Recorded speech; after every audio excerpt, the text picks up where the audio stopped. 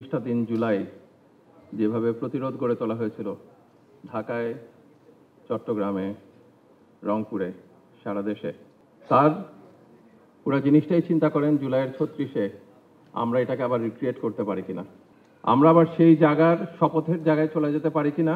ফ্যাসিবাদের, মুজিববাদের যে বদ্ধভূমি ছিল, যেখানে মানুষকে গুম করা হতো, বিচার বহির্ভূতভাবে হত্যা করা হতো, আয়নাঘর বানিয়ে মানুষকে নির্যাতন করা হতো, সেই জায়গার থেকে মুক্তির জায়গা কোথায়? 5ই আগস্ট নতুন করে বাংলাদেশ স্বাধীন হয়েছে।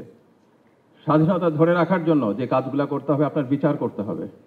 আমরা চেষ্টা করছি আমাদের জায়গায়, কিন্তু এককভাবে সরকার পারে না, আপনারা জানেন।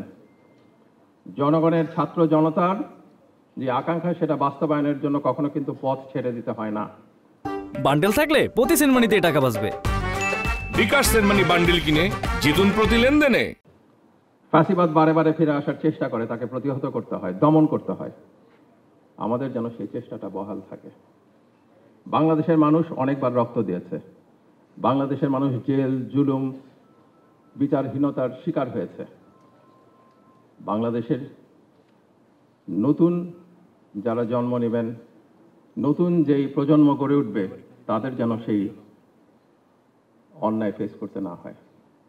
আর সেটা যদি করতে হয়, আমাদের সবাইকে ঐক্যবদ্ধভাবে, সমস্ত জায়গায় মতের পার্থক্য থাকতে পারে, কিন্তু মূল একটা জায়গায় ঠিক থাকতে হবে যে আমরা অন্যায়কে মেনে নিব না। আমরা কখনোই মানবাধিকার লঙ্ঘন ঘটতে দিব না। আমরা ফ্যাসিবাদের পুনরুত্থান যেন না হয় তা নিশ্চিত করব। বাংলাদেশ যেন ফ্যাসিবাদের যে কবর দিয়েছে, সেই কবরের থেকে যেন কখনো ফ্যাসিবাদ আর মাথা তুলতে না পারে।